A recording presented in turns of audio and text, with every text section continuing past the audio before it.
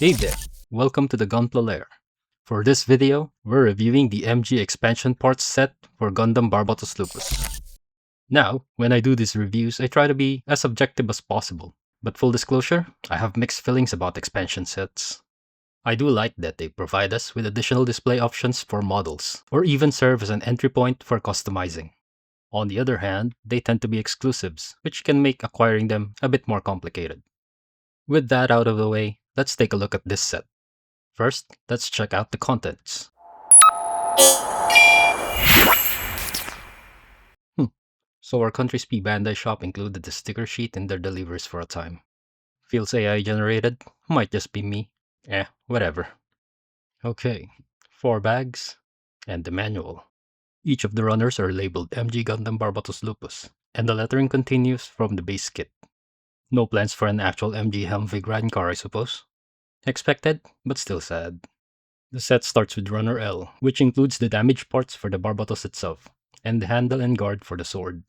Then we get a pair of M runners, which contain the main part of the sword and mace.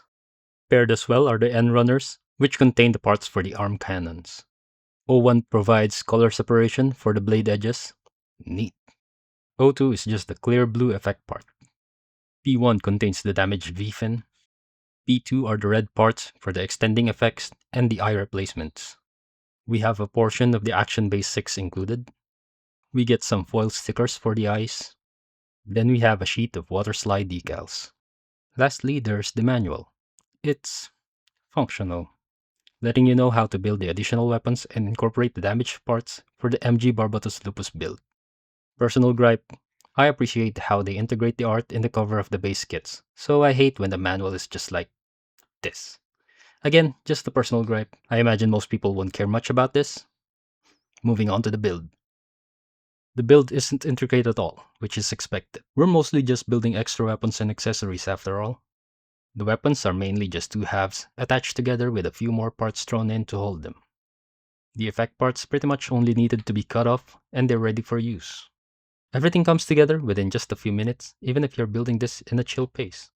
Things may just be a bit more complicated if you're replacing parts of the MG Barbatos Lupus with the respective damaged ones, as that would involve some disassembly and reassembly, especially when opting for the severed arm. You'll have to fiddle around with this whole joint structure. It's not incredibly hard, just that, due to the intricate build and precise fittings of the kit's frame, pulling them apart can be tricky. It would be more convenient to get a second MG Barbatos Lupus to build into this configuration right from the start. I'd hazard a guess this is intentional on Bandai's part. Anyway, other than that, the accessories are simple to use. The red effect parts for the eyes are easy enough to attach, but will need a bit of disassembly of the head. Strip down the head armor and remove a few of the frame parts so you can replace the eyes with the red parts. This is technically optional, but the red parts just look better. You'd need to replace the antenna frame with the provided one that has the attachment points for the effect parts. After that, reassemble the head.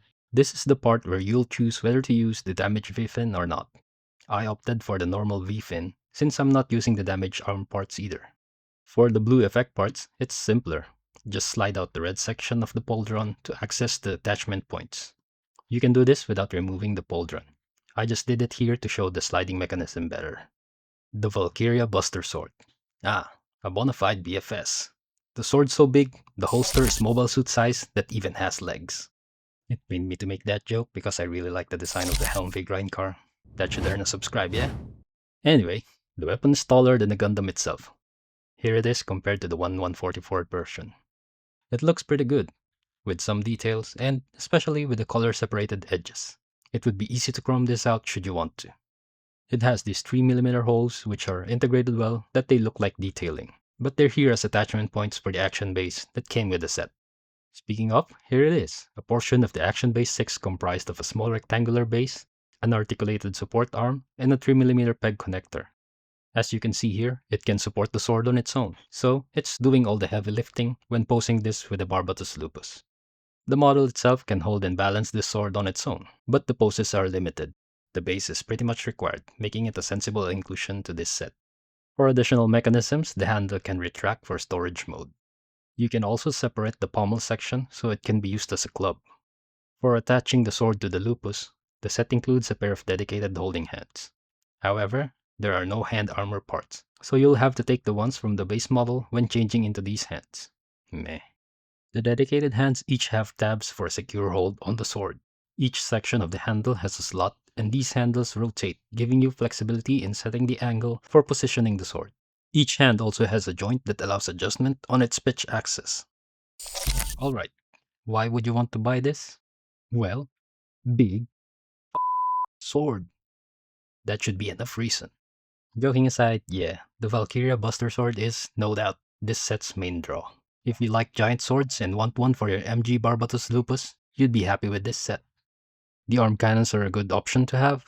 The effect parts are also nice, enhancing the look of the model, capturing the feel of the mobile suit from the anime. The set has everything you'll need to replicate the state of the Barbatos Lupus during the point in the battle with Hashmal that Bandai specifically meant this set for. On the other hand, what might make you refuse to buy this?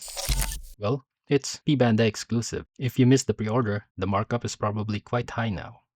That will then change the bang for buck score of this set. So do I recommend this? For the most part, no. Well, if you are sure you want it, maybe for that massive sword and the rest of the display options it gives to the MG Barbatos Lupus, then go for it. You'd be satisfied. But if you're on the fence, you'll be fine skipping it. The base model is already awesome as it is. If you somehow come across this at a good price though, then that changes things. I was fortunate enough to get this on pre-order. Even adding shipping, the total cost only added up to about $20. Higher than that, I wouldn't have bothered with it. Probably. So there you have it.